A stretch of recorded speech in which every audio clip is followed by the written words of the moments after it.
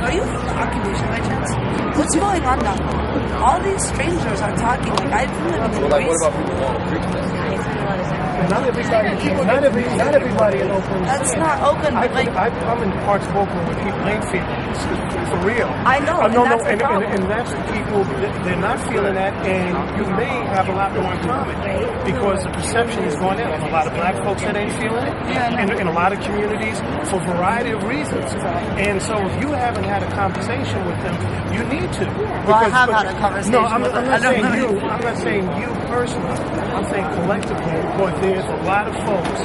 There's 300 and some odd thousand people in the city of Oakland, right? How many people's here? That's not even a fraction.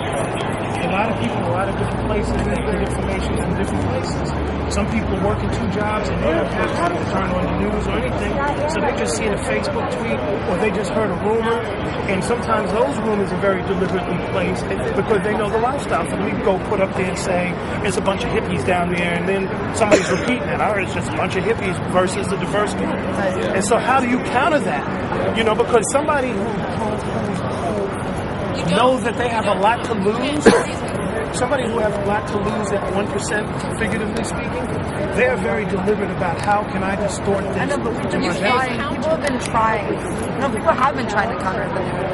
And people have been, like, using everything from informal to the very formal networks that we have to get out, like, the real messaging about Occupy Oakland. But honestly, like, all of this stuff was in the next steps after the general strike, including, like, one of the biggest messaging you can do is move a family into a foreclosed home. And, like, people are actually concretely trying to work on that, many groups in Occupy Oakland.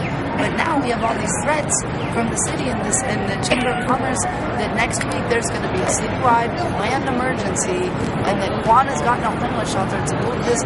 So now everyone is, like, having to react to the possibility of police violence, of eviction, and stuff like that. You know what I mean? I mean, like, these next steps, like direct action and communicating through direct action in that way, like moving a family into a foreclosed home, that's one of the best things we can do. And so among many things to counteract the narrative, there's things like that being planned, but we are, like, under all this pressure where we're not, like, fucking sleeping. We're trying to figure out what the mayor's saying, what the city council is saying, what their internal war is, when the raid is happening. There's rumors that there's U.S. Marshals and armored vehicles. You know what I mean? So it's like, it's the fucking war. And we're not perfect. I mean, this is also, like, a really diverse, like, we need help. Like, if you know how to deliberately get that word out, like, if you're DVD and you want to go and get on the bar with a bullhorn and be like, just so you know, you got the radio station. I know that's great. We need a radio station. I do need a radio.